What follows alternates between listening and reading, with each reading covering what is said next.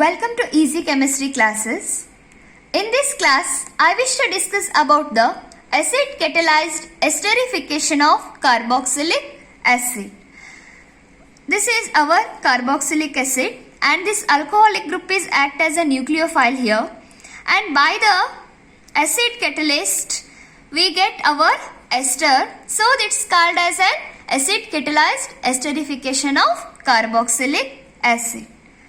And in the reverse manner, this reaction is also called as an ester hydrolysis or acid catalyzed ester hydrolysis.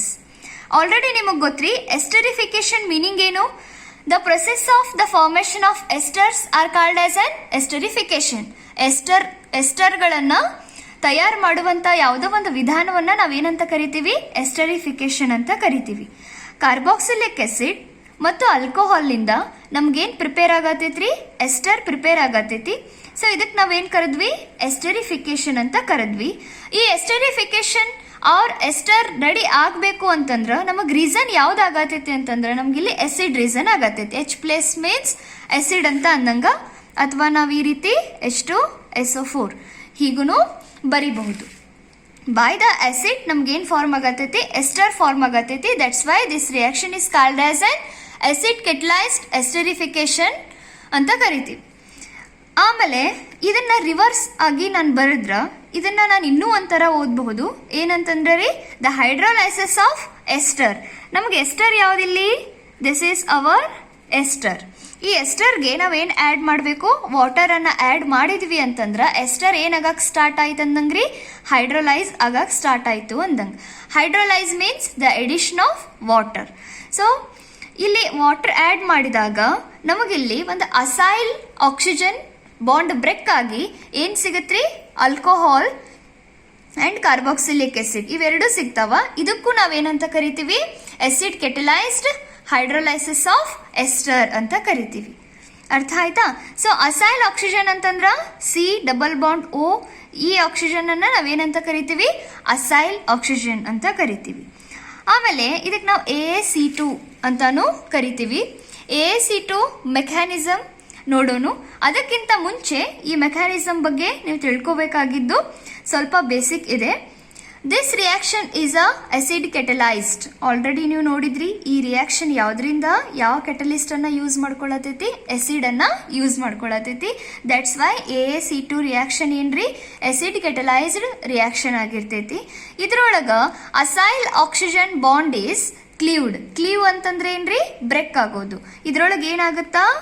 Form ಆಗಬೇಕು ನಮಗೆ product ಅಂತಂದ್ರ acyl oxygen bond ಏನಾಗತ್ರಿ? ಕ್ಲೀವಿಯೇಷನ್ ಆಗುತ್ತಾ. ಆಮೇಲೆ there are 2 molecules involved in the rate determining step. ಇಲ್ಲಿ AaC2 ಅಂತ ಕರೆದ್ವಿ. ಈ 2 ಯಾಕೆ ಬಂತು ಅನ್ನೋ ರೀಸನ್ ಇದು. There are 2 molecules. ಇಲ್ಲಿ 2 molecules ನಮಗೇನಾಗತ್ತವು?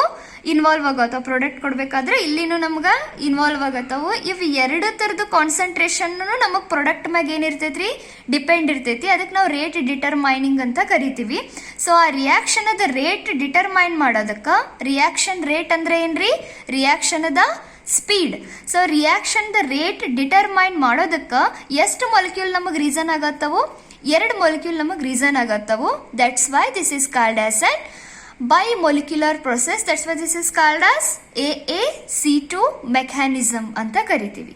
ಆಮೇಲೆ AaC2 ಫುಲ್ ಫಾರ್ಮ್ ನೀವು ಹೇಳಬೇಕಾದ್ರೆ acid catalysed acyl oxygen fusion bimolecular reaction.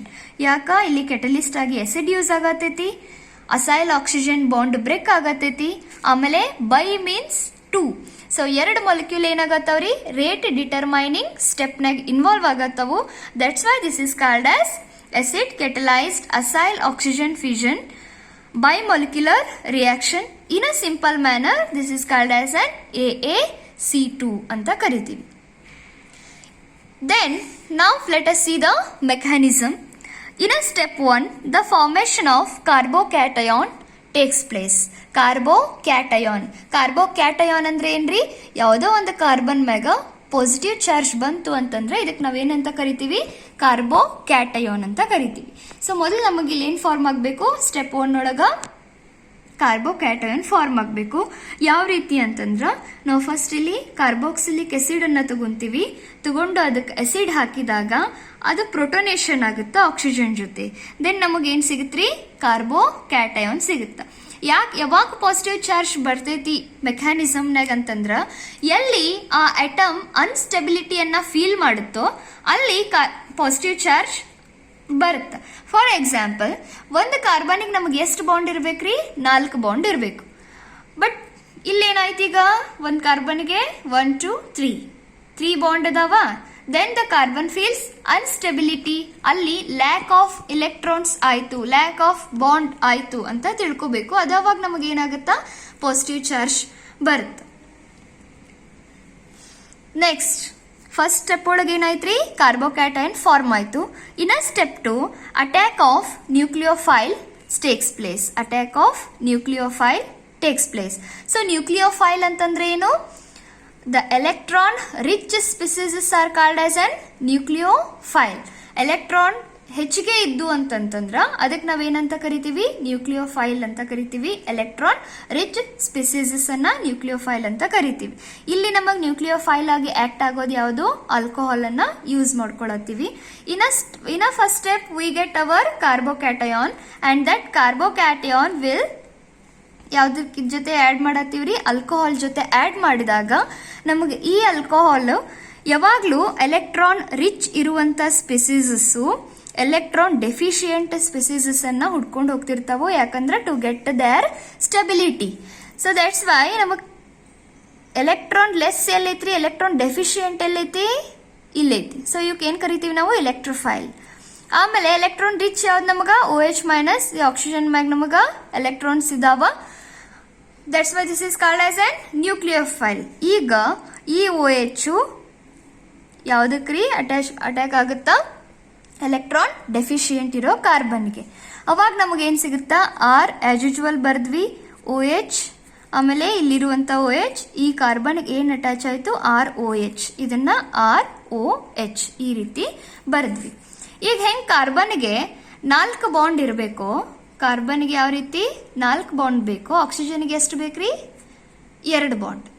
ಆಕ್ಸಿಜನ್ಗೆ 3 bond ಬಂದ್ರು ಅದೇನು ಮಾಡ್ತೈತಿ, ಅನ್ಸ್ಟೆಬಿಲಿಟಿ ಫೀಲ್ ಮಾಡ್ತೈತಿ. ಆಕ್ಸಿಜನ್ಗೆ 1 ಬಾಂಡ್ ಬಂದ್ರು ಅದಕ್ಕೆ ಏನ್ ಮಾಡ್ತೈತಿ, ಅನ್ಸ್ಟೆಬಿಲಿಟಿ ಫೀಲ್ ಮಾಡ್ತೈತಿ.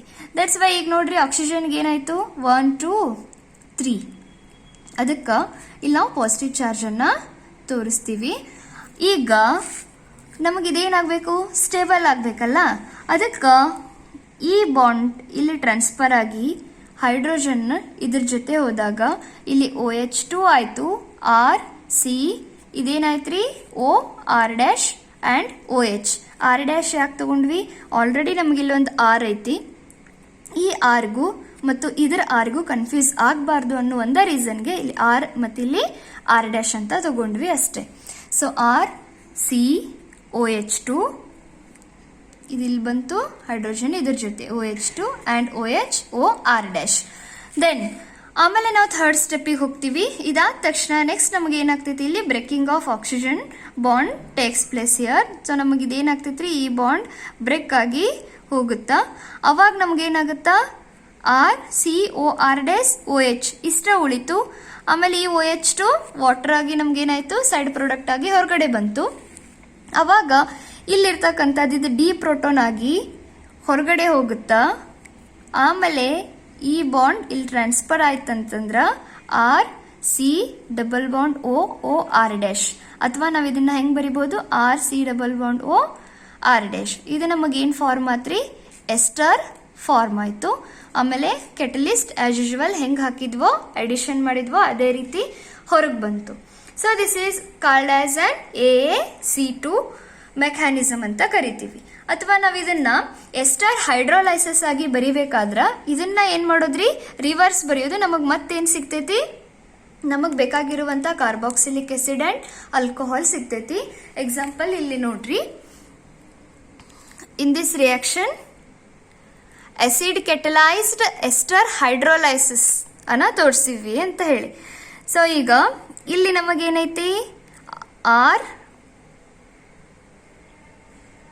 ಇಲ್ಲಿ ROOR ಹಿಡೀರಿ, ಇಲ್ಲ ಇಲ್ಲ OOR. So this is our ester.